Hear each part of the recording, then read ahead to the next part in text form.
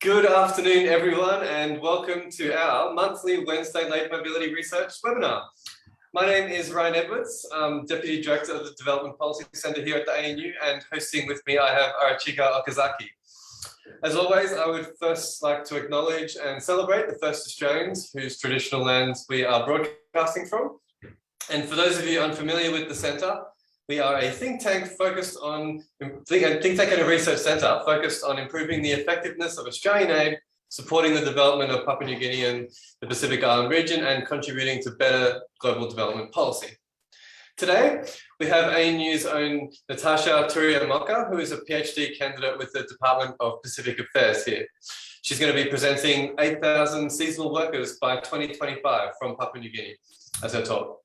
Natasha is going to present for around half an hour, and then we'll have a collective Q&A session at the end. We do, however, welcome any important or clarifying questions throughout, and you can do this through the chat function under reactions, but we will hold a proper Q&A at the end. And with that, without any further ado, I guess over to you, Natasha, if you would like to share your screen and start.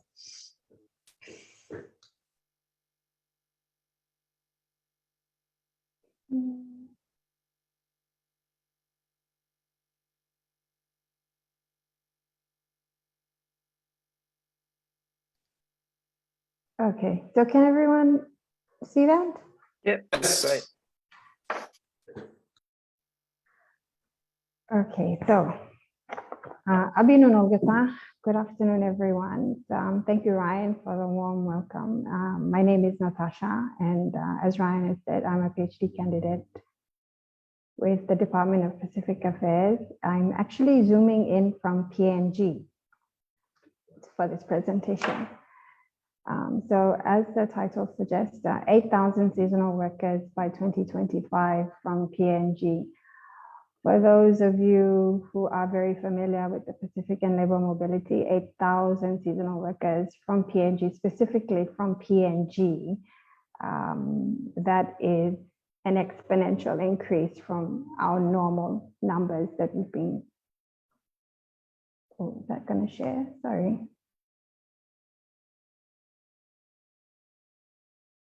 Okay. Yeah, that's an exponential increase from the average, say, 300 that we've been able to put into seasonal workers program. So basically, the presentation today will be what PNG is doing to achieve that target of 8,000 seasonal workers by 2025, any of the issues and opportunities that are presented through the different models, this new model that PNG is now practicing. And that particular focus is on the highlights of PNG's decentralized regional recruitment model. So rural community participation, the role of regional recruitment hubs as agents and financiers to meet the in-country costs of mobilization of workers, the role of the Labour Mobility Unit as trusted intermediaries, early wins pre and post-COVID for travel restrictions, and the need for a robust and responsive national labour mobility policy. There is a draft already available online on the PNG Labour Mobility website, but I'll go into that as we get through this presentation.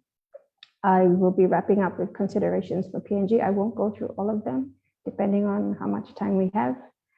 And I will wrap it up with significance and relevance of PNG's model in the discourse of labour mobility in the Pacific region. So I'm just going to jump straight into it. So what PNG is doing to achieve its target. My PhD is looking at whether or not this model, decentralization of labour mobility in PNG, is for better or for worse. We only just started less than 2 years now. So it's still in its early days on its effectiveness in reaching this target. So this is just an observation from me and also my experiences with working with labour mobility, especially with the Madang district or a provincial government, and some of the work that I did with the World Bank. So I've put them into steps. So it's easy for people to follow me as I go through each step of what PNG is doing, and I'll talk about each one throughout the presentation. So identifying issues and opportunities through this new model, there was a pilot regional initiative that was conducted in early 2019. This informed the current practice that we're using now. There was labor mobility reforms introduced at the end of 2019 with the establishment of an independent labor mobility unit, and their primary objective is to boost PNG's numbers to 8,000 workers by 2025, and this is where the whole presentation comes from. The design and implementation of a best practice decentralized regional recruitment model, which I'll just be referring to as the model. And number 5, labor mobility partnered with participating district administrations and provincial governments known as regional recruitment hubs. I'll have to explain a little bit about those two different arms of subnational government in PNG, so you understand the disbursement of funding that is needed to support mobilization for workers. Number 6 is the pre-selection, pre-screening, and funding for all in-country mobilization costs that are completely decentralized to the regional recruitment hubs. And number 7, the LRB finalizes recruitment and manages the work-ready pool to match the right workers to the right jobs. There is a draft national labor mobility policy, and that needs to be a little bit more robust and responsive in how we can sustain labor mobility across all levels of government because it's decentralized. And the last two, I guess, really is once we develop this system of recruitment, we should be able to gain confidence from the employers in our recruitment process, and the end result would be demand for PNG workers would increase. We would be first preference, and we would be a reliable workforce to meet Australia and, of course, New Zealand's demands, labor demands. I do want to point out that under the regional recruitment initiative, I'm only referring to first-time confirmed Pacific Australia labour mobility workers that were recruited under this particular model since the end of 2019. There are returning workers who are coming back for a second or third season who are recruited outside of this model. So they're not supported the same way first-time workers through PALMA. So I'm just trying to make that clear because there might be discrepancies in the numbers that I'm reporting from other general calculations for total SWP or PLS workers in general. So I'm only looking at workers recruited under the regional recruitment model. Excuse me. The first and foremost issue with PNG is, of course, our very, very, very low numbers compared to all of the other Pacific Island countries who are participating in this program.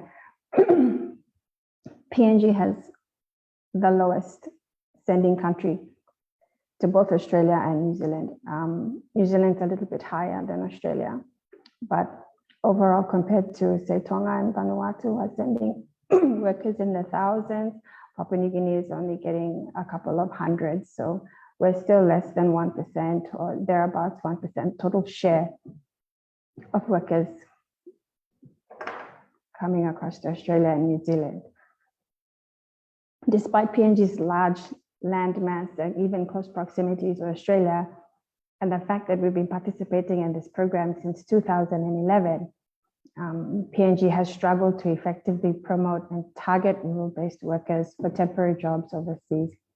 And there's a host of factors that include lack of human and financial resources, poor governance with the management of seasonal workers. And this was reported in a paper by Richard Curtin on what PNG can do to lift its numbers. So there's been a number of reforms that has happened recently, which I will go into.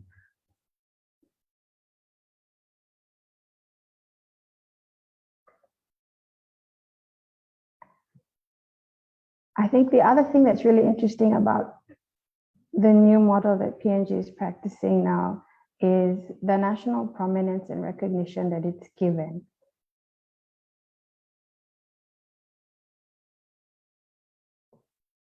This picture here, that's the Minister for Treasury, Honorable Ian Ling Starkey, and Honorable Brian Kramer with Right Grand Chief Sir Ipatas, who is the governor for Enga. So this statement is taken from the minister himself. Even with the setback of COVID-19, we, PNG, are on track to achieve the Marape government goal of having over 8,000 workers overseas by 2025. This target is strongly supported by members of parliament. It's politically driven and it's promoted as a key revenue driver under the Marape-led government, estimating 140 million worth of remittances from workers to their families. So despite the disruptions that COVID has placed on PNG, and even now we're disadvantaged because of the high hesitancy rate, we're unable to send as many workers as we'd like to. The government of PNG is reaffirming its commitment to sending 8,000 seasonal workers to both Australia and New Zealand. And I think given this strong political support, I think this is one of the main reasons why we've been able to get the Labour Mobility Unit out and have strong partnerships with regional recruitment hubs.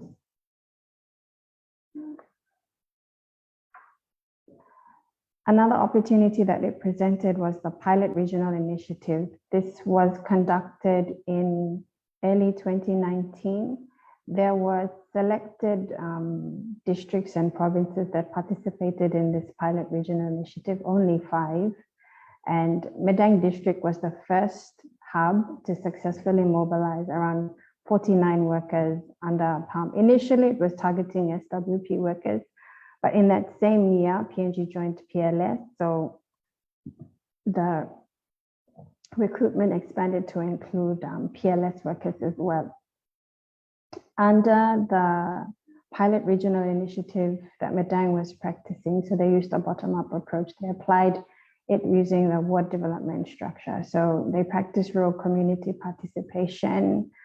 There was increased community engagement to select, identify, and screen candidates. So we're talking from the clan, village, community, ward level prior to it being endorsed and funded through the Medang District Development Authority. The outcome for this pilot in Medang District was very successful. The best workers were selected. They were all financially supported through the MDDA, and there was increased employer requests for Medang workers. So for this particular case study, it has proved successful in implementation. This is at the district level. And that's a photo of the first cohort of workers who were SWP workers actually, getting ready to go to Queensland.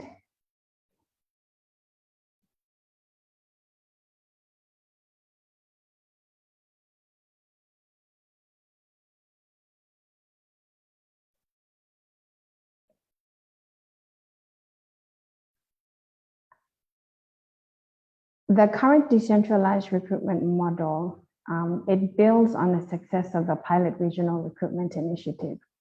So in November, at the end of 2019, an NEC submission was made to establish an independent labor mobility unit under the Department of Treasury to send 8,000 workers. So this was approved and enacted, and the specific functions that used to sit under Department of Labor and Industrial Relations was transferred to the LMU. Sorry, I keep having to move my screen around. The LMU has since then increased partnership through MOUs with more participating regional recruitment hubs. So previously under the pilot regional initiative, there was only 5. And later on in this presentation, I'll talk about the other participating regional recruitment hubs. What is interesting about this model is that even though Papua New Guinea or Papua New Guinean citizens can only apply for seasonal worker jobs through the work ready pool, so we can't access agents or even direct hire, say like Vanuatu and Tonga. There are aspects of agents and direct hire that are integrated into the decentralized recruitment model. And you see this through the role that the regional recruitment hubs play in the recruitment process. So here I said that the regional recruitment hubs act as agents in the model because they pre-select, they also identify, and they scan all the workers prior to being submitted to the LMU. Depending on whether the regional recruitment hub is at a district level or a provincial level, then the approval for funding will be either through the District Development Authority or through the Provincial Executive Council. So those are the acronyms there, DDA and PEC. As I mentioned, all the seasonal worker functions were transferred from DLIR to LMU, who oversee the entire recruitment process. And so they act as a trusted intermediary to facilitate mobilization and also to manage the work ready pool. There has been a lot of issues in the past with delays in mobilization, sending not the right workers, the quality of the workers that we were sending didn't meet the eligibility criteria. And so in response to these issues, this led to the design of this decentralized regional recruitment model. What is unique about PNG's recruitment model is that the regional recruitment hubs not only act as agents, but they're also financiers of the mobilization of all the workers. So unlike your ideal recruitment drive where the worker will have to pay for their own costs for passports and if they have to go and attend medicals in another district or fly or travel by road, under the decentralized regional recruitment model in PNG, all of those costs are met through either the District Services Improvement Fund or through the Provincial Services Improvement Fund. I think there is a lot of contention as well surrounding the use of DSIP and PSIP funds in PNG, especially when we talk about delivery of health services and just the whole use of discretionary funds by members of parliament. But here in PNG, currently, for this model, all in-country costs to mobilize workers are funded through DSIP and PSIP funds. So members of parliament have more influence now in determining, how much money they're going to allocate, how many number of people they're going to select, and I guess also depending on what kind of jobs they're going to be recruiting workers for as well, they will have some kind of influence. They'll have a setup.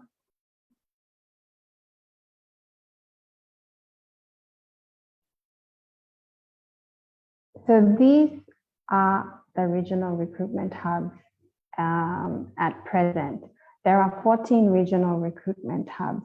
I put a legend here that distinguishes district administrations from provincial government.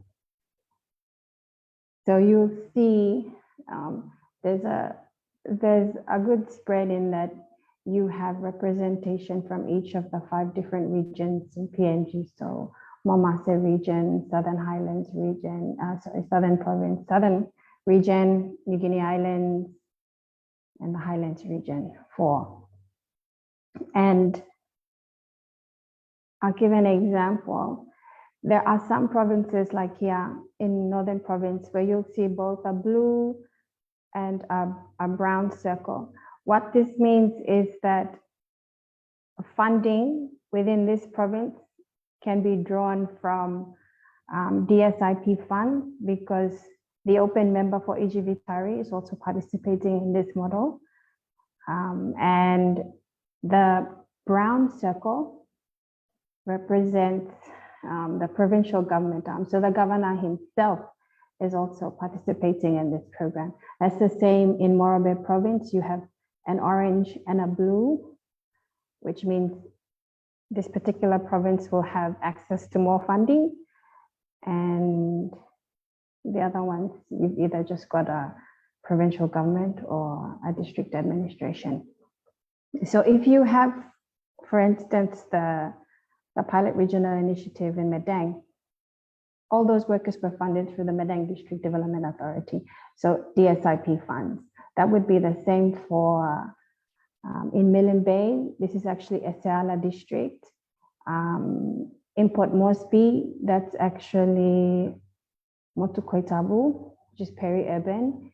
In Morobe, you have the Lay District Development Authority. In Medang, it's the Medang District Development Authority. In Kavieng, you have two. You have Kavieng and Namatanai. So you can have two districts in one province accessing two different funds to support mobilization for workers within your electorates. I think the other thing to note about this particular funding arrangement is that there are risks involved when we tie DSIP and PSIP funding to development grants. So risks such as delays in disbursement of the funds that can impact on mobilization for workers. And of course, if there's a change in priority for that particular member of parliament, they may not want to give as much money as they had previously promised that they would give for funding towards labor mobility. So these are risks that should be considered. And I believe LMU is already working with the World Bank to see how we can access alternative funding arrangements, either through independent commercial banks. So it's like a revolving fund. They would provide a loan and the workers can apply for the loan to fund their mobilization costs. At present, for a regional recruitment hub to mobilize one worker, they're looking at 3,000 to 7,000 kina. That's just for one worker. I'm going to stay on this map because we don't have a lot of approved panel physicians in the country to conduct the medical. So people in Milne Bay, you would have to spend more money out of DSIP to get your workers into Port Moresby, where there are two approved panel physicians.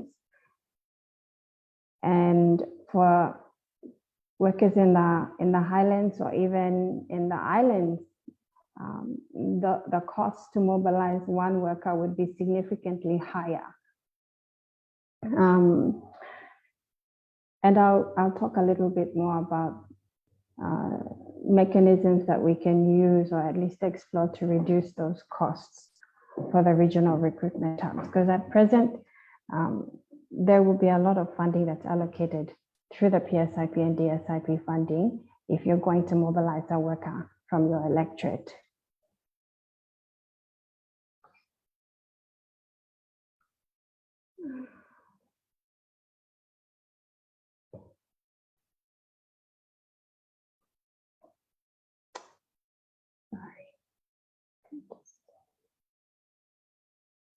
So considerations for PNG, as I was alluding to earlier on, mitigating the risk associated with disbursement of DSIP or PSIP funds.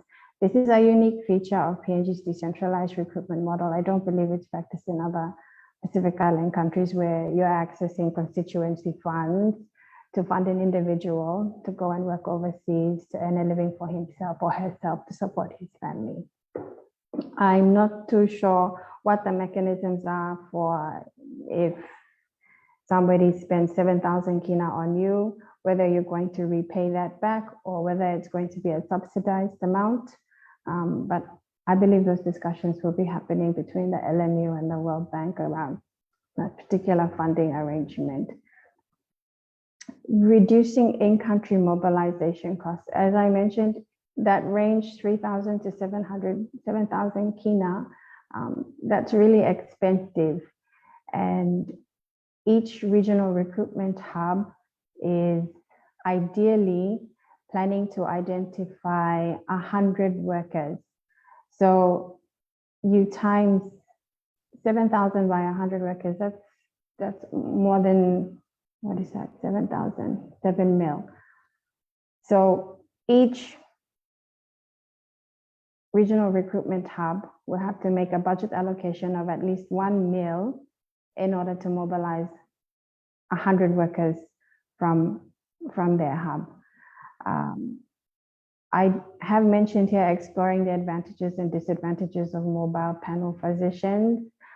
I know that there's been some literature regarding trialing mobile panel physicians in Vanuatu.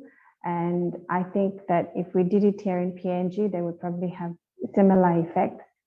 But I guess for now, it's also something to consider if we're trying to reduce the costs that regional recruitment hubs will be paying. There is a draft labor mobility policy that was circulated. It's also available online. I do feel that there needs to be greater targeted stakeholder consultations for that policy. I know it's still in draft, but I think a lot of the aspects of labor mobility that are discussed in the draft need to be consulted further, not just with regional recruitment hubs, but even with industry, Department of Labor, NTC, and a host of other key stakeholders. At present, there is no kind of standard system or processes for capacity building. I know they're working on it. And the LMU is less than 2 years old, but they've already been doing significant work to get PNG workers, the demand for PNG workers to increase. The national governance arrangement, I don't have the slide here, but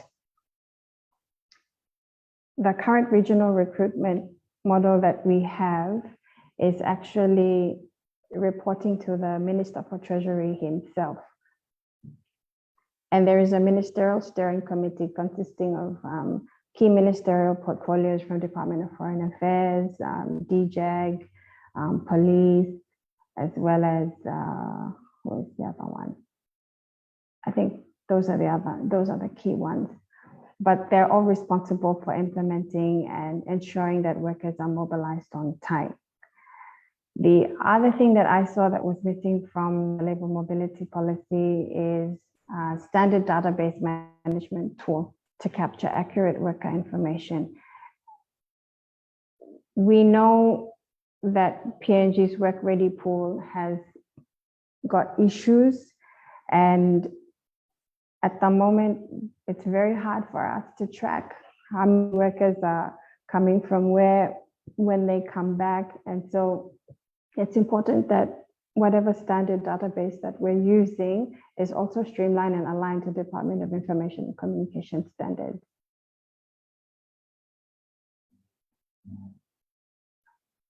Sorry, I keep having to move my screen. There should also be increased demand for PNG workers in other strategic employment sectors. At the moment, I know the focus is on horticulture, agriculture, and we do have Pacific Labor Scheme, which is up to 3 years. So it's a slightly different sister program to SWP.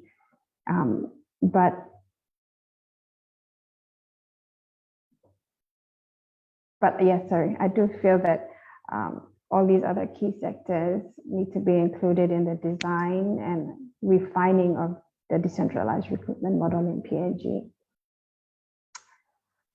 Engagement of a PNG country liaison officer. At the moment, there is no such liaison officer. It has been suggested that PNG consider using or at least investing in a country liaison officer.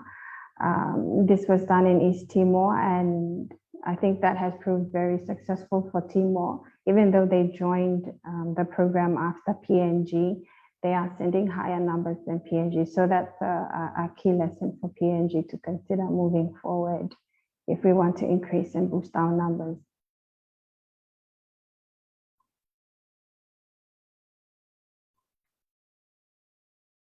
The significance and relevance of this model, in terms of this research, the research gap, I think it will contribute to the scholarship of Pacific labor mobility, specifically in decentralization through the triple win framework. I mean, the ideal outcome for these kinds of programs or for these schemes is to ensure that there are wins for the worker and their family, wins for the employer, and mutual wins or economic gains for the sending and receiving country. And for Papua New Guinea, there's not a lot of data on where we are with labor mobility. So this is kind of where study on the PNG's decentralization model. From a policy perspective, PNG offers an alternative recruitment model. At the national level, it will contribute to achieving key result areas 1 and 3, and this is all captured in our national midterm development plan.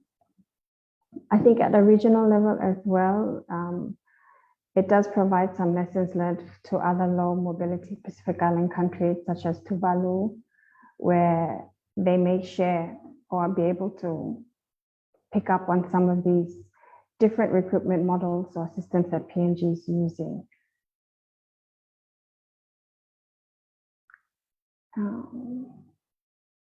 I just put in that last quote from the treasurer himself. So he says that we know that our new approach to labor mobility will set the standard for the region. I don't know about setting the standard for the region, but in terms of providing an alternative recruitment model, excuse me, through a decentralization of labor mobility, I think it does open up different conversation and lenses about how we can support labor mobility.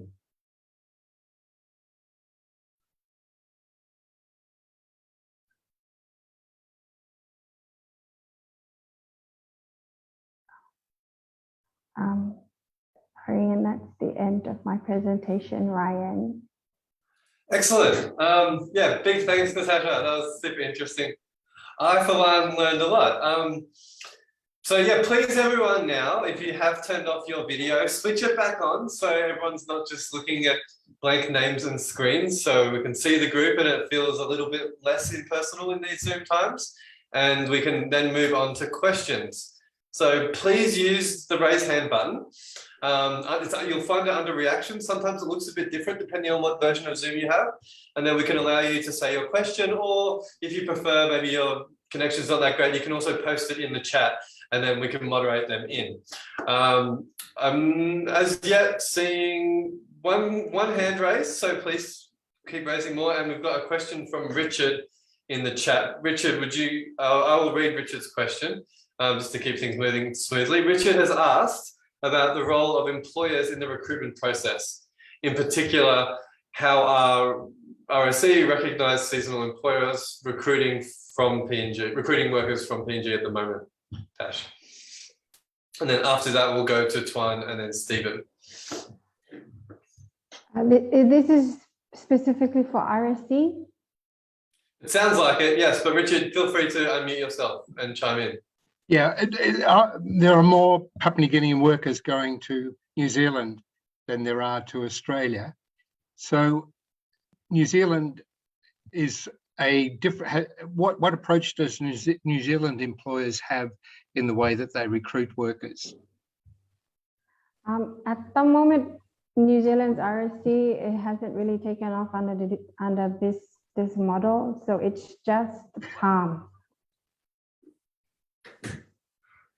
But I suspect it would be a similar principle. They would still have to come through to the LMU, send through a request. The LMU would then work with the regional recruitment hubs to identify the workers and then supply and match the right workers to the right job. Yeah, I think New Zealand employers would probably prefer, but we could ask Richard or Charlotte this, but probably prefer to be much more involved in the process themselves.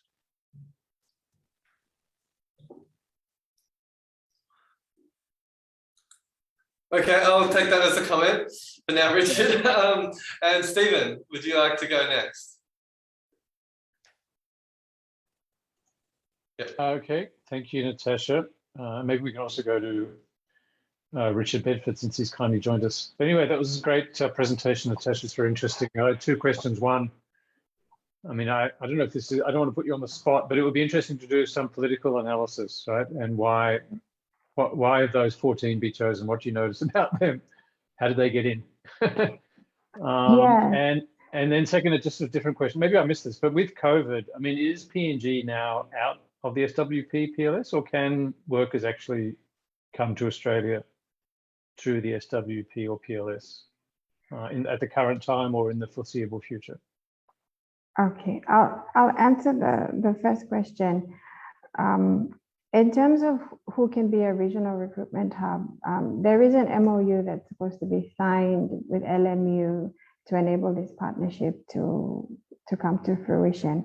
And you have to be able to have the political backing and the financial support to mobilize 100 workers. So once you sign that MOU, you are expected to have a team ready to mobilize those workers. As to why there are more than 3 governors in the Highlands region, and a governor and an open member in Ley, as well as a governor and an open member in Oro, I won't be able to comment on that. But yes, a further political analysis of that would be interesting, actually, to find out why it's this, because it's not as equitable as if some regional recruitment hubs are trying to join and they're being pushed back because of, I wouldn't sure for whatever reasons they wouldn't allow them to join. Your second question, sorry, what was your second question again? Just the current time with COVID. Can anyone from PNG go to Australia or New Zealand, for that matter, under one of these programs? At the moment, no. In January, earlier this year, PNG was sending workers over under the exemption category that they have for seasonal workers. But after January, that last batch that went, no workers from PNG are allowed to come in yet. And I don't know actually when. I mean, they were all fully vaccinated. They were quarantined. There were 184 that were ready to go in March this year after spending 2 weeks in quarantine, and they all had to get sent home. So that was disappointing for PNG.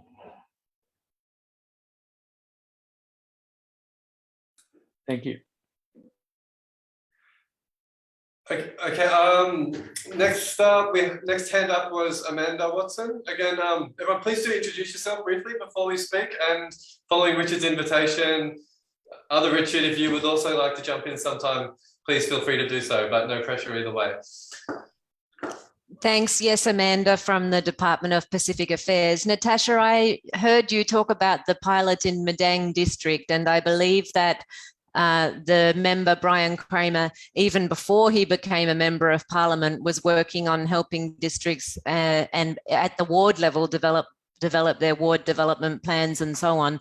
So this would be different to other places. So I'm just wondering, the pilot may have been successful, but whether it can be successful in other places if they don't have that kind of level of development plans at the real local level. So I just wondered if you had any thoughts on that. Thanks, Natasha. Thanks, Amanda. That's kind of the question that has driven me to to pursue this PhD, because we have all these different systems. PNG is very diverse, and just because one district was able to achieve, successful results doesn't mean we could necessarily replicate it in, say, Eseala district, or even in Leh district or Ijivitari district. But I think the other advantage of the decentralization of labor mobility is that the regional recruitment hubs themselves can have a greater say and influence in how we select and pick and identify workers. So not all regional recruitment hubs will say, okay, let's use the ward development structure. Some may say, okay, we'll also go to churches, faith-based institutions. Some may say we'll go through the Agriculture Training Institute, like the ones in Goroka or even in East Sepik.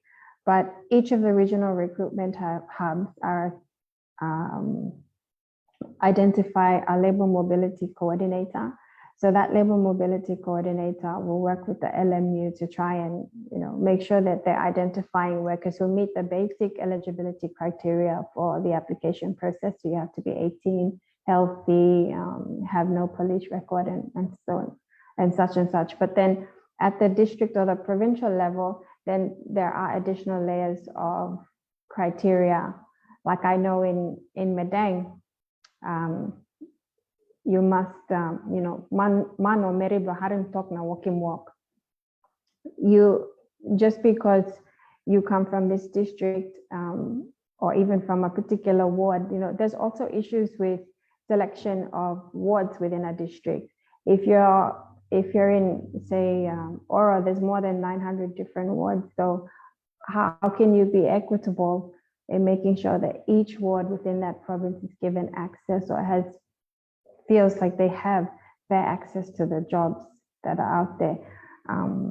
So it is tricky, but I guess that's where the research will come in, assessing all the different models that each of the different regional recruitment hubs are using, and whether or not we can cherry pick what works best, what's not working too well, and whether or not we can actually inform a national labor mobility policy that will identify one ideal best recruitment model for PNG. Yeah, great. Thanks, Natasha. I just wanted to flag for everyone, because I'm not sure if everyone has the chat open. Our colleague, Dr. Charlotte Bedford, has responded to Richard mentioning that she's also working on New Zealand and RSC quite a bit. She's saying that her understanding for RSC employers is that they would prefer to recruit directly. And that's the preferred approach for those, at least in the pre-COVID world. Next hand, working down the list, was Tuan. Hi, Natasha. I'm Tuan, a new research fellow at Development Policy Center. Thank you so much for your presentation. I think that's very interesting, and I learned a lot at the news one to the Pacific Labor Mobility Program. I just have two questions. The first one is not question, but a request that can you please send me send us the slide, because I find the statistic in one slide about the percentage of the adult population who migrated to Australia is a very interesting one, and I see that Tonga is very high, so I wanted to learn a bit about it. And in your slide, for some consideration for Papua New Guinea, you suggest some funding to help with the mobility cost, which is actually in line with the theory in migration. However, do you have some surveys on main reasons in some types of workers to assess the services, or that's just based on some case study? Sorry, you wanted to know if I had done surveys? Yeah. On to identify the thresholds of the money to support the workers. Yeah, I haven't done any surveys yet. I only just started my PhD last year, and so I haven't received any. No, I have not even applied for ethical clearance yet. So I'm not allowed really to do any kind of field work or research in that area specifically. But yeah, no, I think the World Bank is looking into that.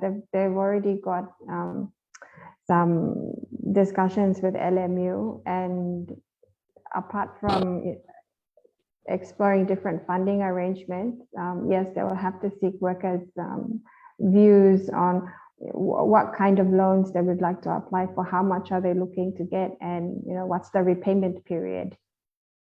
Yeah, thank you so much. Because I think that money is really important, especially for the one who migrate for seasonal workers, as a seasonal workers. But that's just a part of the story. Besides that, we see the process as well, whether the procedures are too complicated for them to access the system. Yeah, that's a good point, because I mean, we are targeting rural workers, but will they meet the eligibility criteria to apply for a loan from the commercial banks? I don't know. So I'm not sure how they'll be able to apply or be considered to access a World Bank loan provided through LMU or even through another independent financial institution. So yeah, very good point. I agree with you. Cool. Next up, I will circle over to James Vatley and then Richard Bedford, please. Hi, Natasha. James Batley here from the Department of Civic Affairs. Thank you. That was a really interesting and stimulating presentation. I guess I wanted to come back to this question of politics and the involvement of the SIP funds to support the workers. I mean, do you think, so members of parliament see this as an opportunity for rent seeking? Do they? I mean, will it be able to track, will you be able to track, or other researchers, the way that the selection of workers is influenced by political considerations? I guess that's my question. I also wanted to ask, where does the 8,000 number come from? Is there a sort of science behind that? Thank you.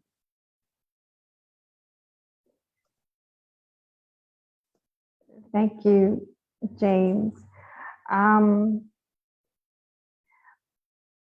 start with your second question first.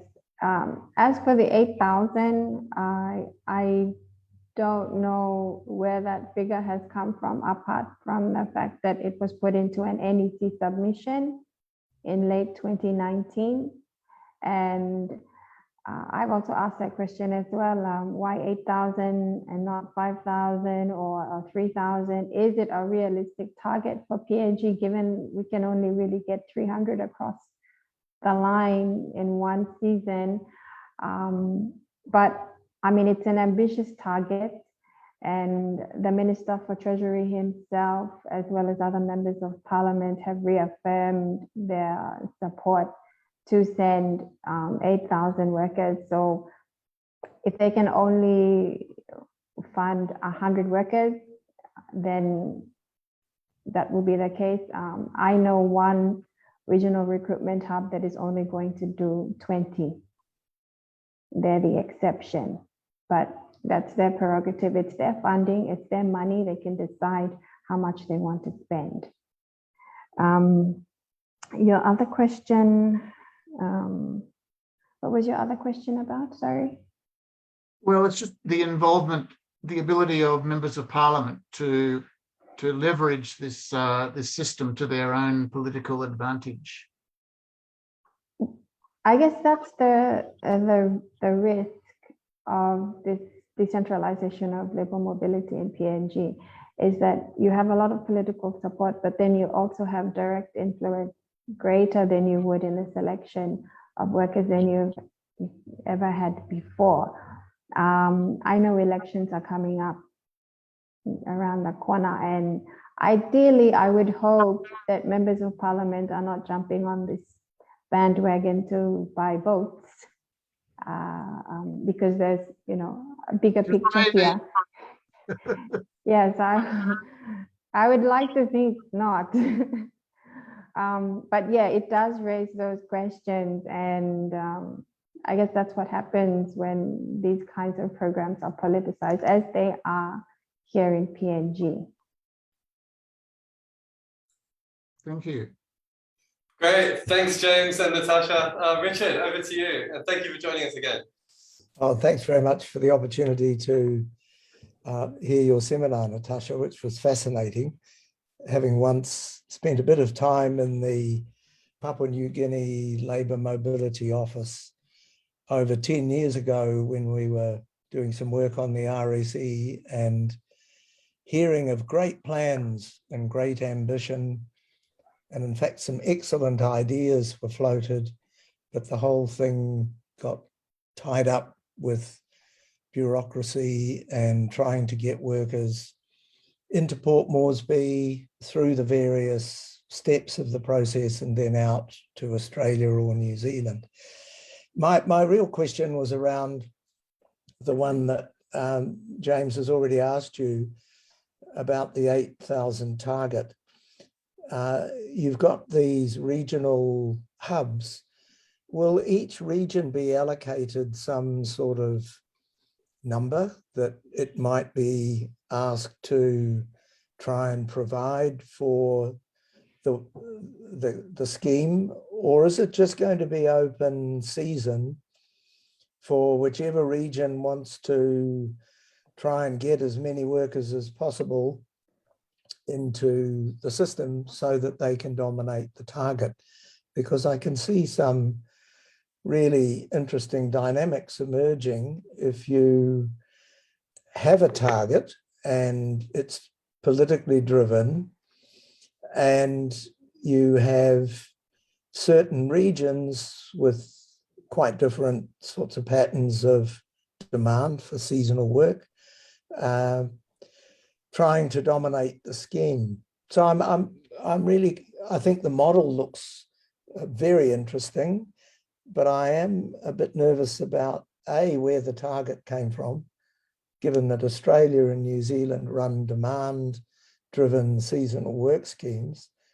So there's obviously an assumption in Papua New Guinea that there's going to be a big increase in demand for seasonal workers, or they're going to displace Vanuatu or Tonga or somebody else in the scheme as it is. So really just a little bit more around how your model might work in a reality when you come to seeking workers. Will there be some hypothetical ceiling on how much a region can provide? Thank you, Richard. At the moment, and this is a concern that I share as well, is that we will go and tell a regional recruitment hub, you have to give us 100 workers. But the regional recruitment hub doesn't know that out of these 100 workers, 20% could be for agriculture. We have another 30 that could possibly be recruited under the PLS. Some may be for tourism, some may be for hospitality. We don't have enough guidance regarding demand of workers in order to really truly create a realistic strategy that should enable the regional recruitment hubs to strategically identify and select workers. And not all regional recruitment hubs would have, say, the same kind of agricultural experience. I mean, even in Madang district, there was five pilot wards, and those 5 pilot wards were very different geographically. 2 were fisheries because they were on the islands. The other 3 were mainland. So that same differences would also apply to all the other different regional recruitment hubs around the country. So if we, through the National Labour Mobility Policy, it's still in draft, and this is why I was saying there needs to be targeted consultations. If it's agriculture, then okay, these regional recruitment hubs in the highlands are very good at strawberry picking. Well, then let's say we'll give 50 out of the 100 to this particular employer, or at least to this sector. And the same kind of strategy should be applied to all the other different regional recruitment hubs. At the moment, it's just come up with 100 workers, and even who those 100 workers are is really dependent on the level of engagement that the labor mobility coordinators have at the community level. And so, yeah, there needs to be more strategic focus in, how we select the workers, and regional recruitment hubs need to know where the demand is, so that we're picking the right people, because it costs a lot of money for a labor mobility coordinator to go all the way into the rural parts of like even Highlands or CPIC and then come back, give you a list, and then LMU says, okay, all of these people are not eligible. And we've just gone and given false hope to people back home. Like I know, because I've been involved in 2 of those processes. Thanks. Very interesting. Great, thank you both. Next up, I have a question from Peter. I believe the pronunciation of the last name might be Utrich, but feel free to correct me. Peter. I'll unmute. Okay, yeah, Peter, you're hearing? Yep. Okay, I'm based here in Cairns, but worked most of my life in PNG. So I've been on Natasha. Thank you, Turia. Good presentation. You walking now. I got two questions really. One is in country, in PNG, and the other relates to once workers get here, because I have lived and worked in Vanuatu as well, so I do have some Vanuatu friends and connections that are on the Pacific Labour Scheme, and I'll leave it till I get to that question. The first part of my question is, I was living and working in Lae earlier this year, and people had got wind of the scheme, and they asked me for advice, and I said, well, Lae is one of the hubs. Why don't you just go to the office and see what you can, what happens. They went to the office and they said, get a passport.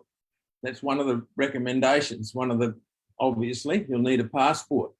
Now, to get a passport in PNG, you have to have a national ID card. And you will know, but maybe the others may not know, but it takes you up to 2 years to get an NID. So just the practical things of getting a passport, the first step is a national identity card, and because the system is not capable of putting out the numbers efficiently. So does this labour mobility unit recruiting hubs, do they have any pull or pressure to be able to speed up those sort of processes?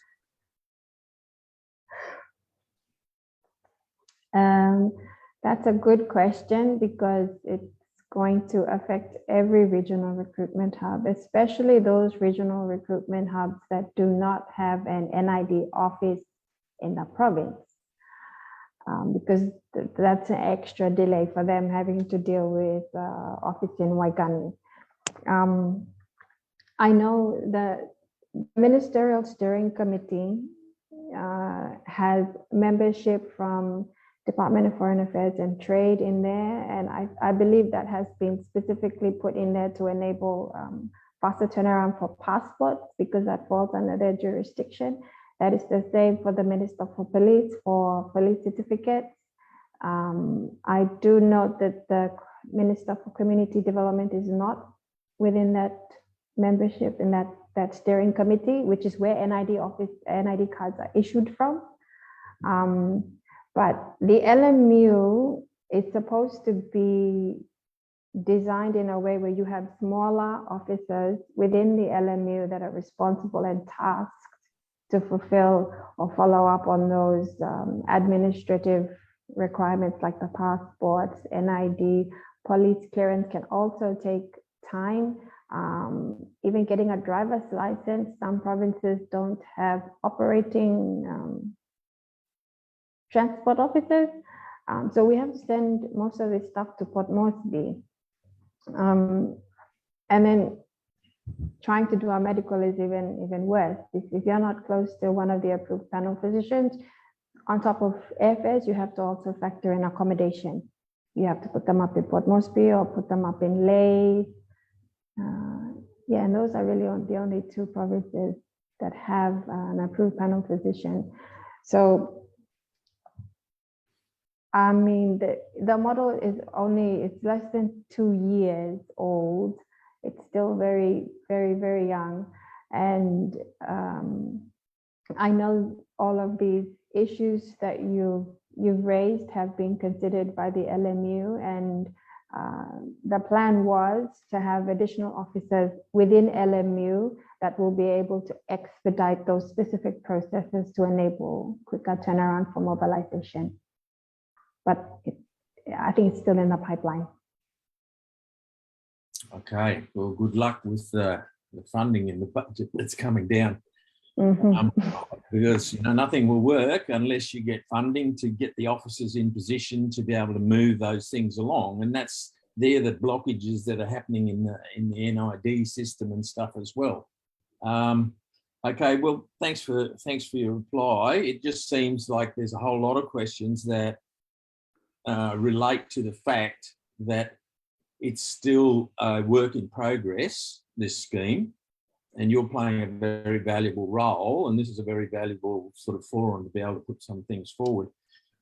I'll move to the second part, is that once, they've gone through the hoops and loops and got themselves to Australia, and they're working, or New Zealand, and they're working, how much, negotiation and how much collaboration and whatever between the PNG responsible entities and that PALM that's in, I don't know whether it's obviously it's a Canberra based or maybe Brisbane based officers, because my question is really how much of an induction, how much talk savvy do they give these people that are going to go and come to sign up on farms, because there is a growing problem with the Vanuatus, with the Timor-Lestes, with just about any group, and it relates to accommodation standards, it relates to deductions, it relates to enterprise bargaining agreements, which, a lot of those people, English is not their first language. They arrive in Australia, they get sort of a whole lot of paperwork shoved in front of them. The particular Vanuatu group that I've been involved with, they were presented with an EBA, which precluded them from, they were signing away their rights to overtime. They would work any number of extra hours, up to 24 hours extra, and be paid the same flat rate. So my question is, there's some instances of what actually happens once they get here, and then what's happening too, because of these the unfairness that's sort of happening. There's a lot of absconding happening. People are running away from their workplace. And this is debated pretty regularly on our rural ABC programs.